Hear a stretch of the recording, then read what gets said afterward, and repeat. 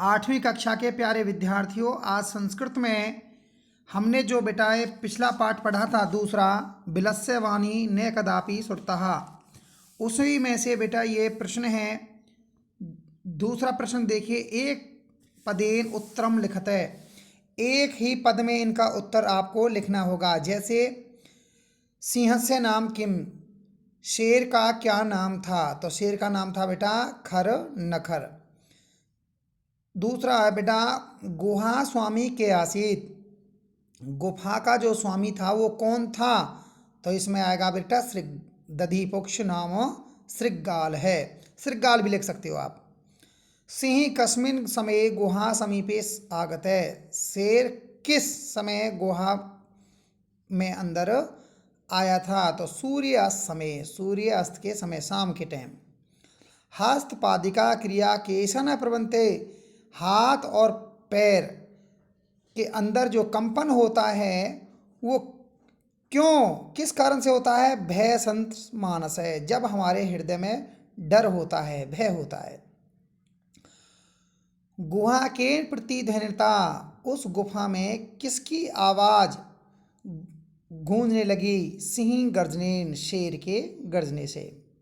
अब तीसरा है बेटा मंजूषात अव्यपदम चित्वा वाक्यानि पूर्यते, ये जो खालिस्तान है इनको भरना है आपके ऊपर मंजूषा में से लेकर के।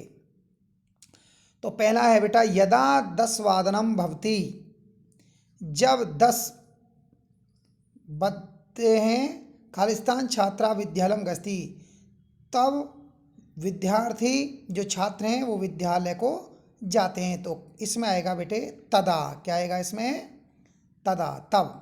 सूर्य पूर्व दिशाया, सूर्य पूर्व दिशा की ओर खालिस्तान उदिति, उगता है, तो इसमें आएगा बेटा सदा, हमेशा, क्योंकि वो पश्चिम में नहीं जा सकता, पूरब में उगेगा। श्रृगाल गुहा खालिस्तान आसीत, जो गीदड़ है वो उस गुफा में खालिस्तान आसीत क्या करता था उसमें? फिर सोचो बेटा, श्रृगाल गुहा, गीदड़ जो है गुफा में खालिस्तान आसीत, तो इसमें आएगा बेटे तावत है, ठीक है, उसने वहां देखा था। स च यावत पश्यति, वह और वहां देखता है, खालिस्तान सिंह पद्धति गुहा पृष्ठा दृष्टे, वहां उसे शेर के जो पद चिन्ह थे वो उसमें अंदर के जाते हुए दिखाई देते हैं। तो इसमें आ जाएगा बेटे बही, बही माने बाहर की ओर। अगला है बेटा श्रृगालोपी तते खालिस्तान पलायनम पठते, श्रृगाल फिर पलायन भागता हुआ पड़ता है, इसमें आएगा दूरम, दूर से।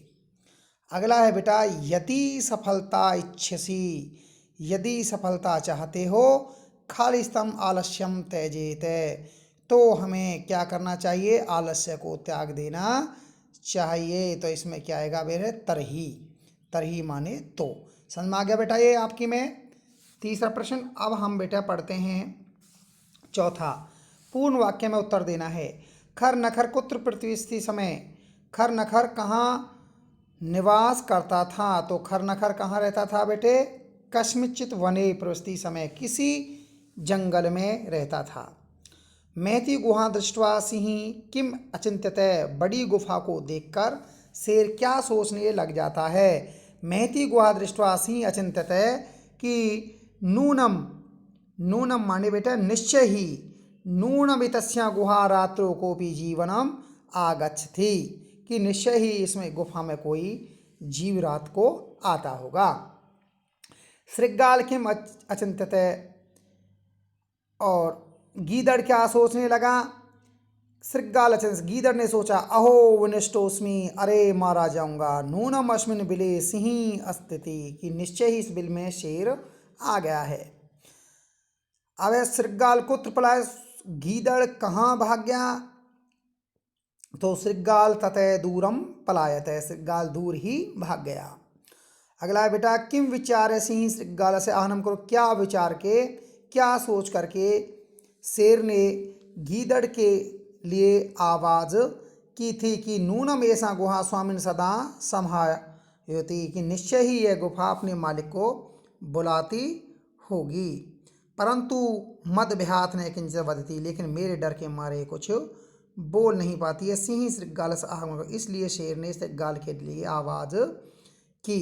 अगला है बेटा, अस्य कथायम कस्य चतुर निरूपतम सिंह से श्रृगाल वहा। इस कथा के अंदर किसकी चतुराई को दिखाया गया है? सिंह से श्रृगाल, शेर की या गीदड़ की?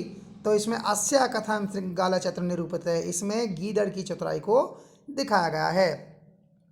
अब ये जो 5वां प्रश्न है बेटा, ये भी ऐसे ही मंजूषा में से छांट करके आपको लिखना होगा। तो इसमें आपको लिखना है जैसे एकस्मिन् वने कश्चन वाग्य जालम विस्तीर्य खालिस्थित है, कि एक जंगल में, एक वन में कोई शिकारी जाल को फैलाकर खालिस्तान स्थित है। तो इसमें क्या आ जाएगा बेटा आपका सहसा। ठीक है, इसी प्रकार आपको अगले में भरना है। तो ये आपको ढंग से बेटे लिखने हैं और कॉपी में याद भी करने होंगे, लिख करके याद करने बेटा। ये रहा इसका अगला, यहाँ से इसके आंसर दे रखे हैं इसमें, ये भर रखा है इसमें। पहले में जो आपका आएगा बेटे दूरे, दूसरे में यदा, तीसरे में तदा, चौथे में परंतु, पाँचवें में यदि, छठे में त्रही, सातवें में परंतु, आठवें में क्रमश और नौवें में सहसा। ये मंजूषा में छांट के आपको लिखने हैं। ये घटनाक्रम अनुसार है बेटे छठा, तो ये इनके उत्तर सामने लिख रहे हैं। ये आपका संस्कृत का काम है बेटा, इनको आप ढंग से याद करें और अपनी नोटबुक में लिखें। ये है आज का काम।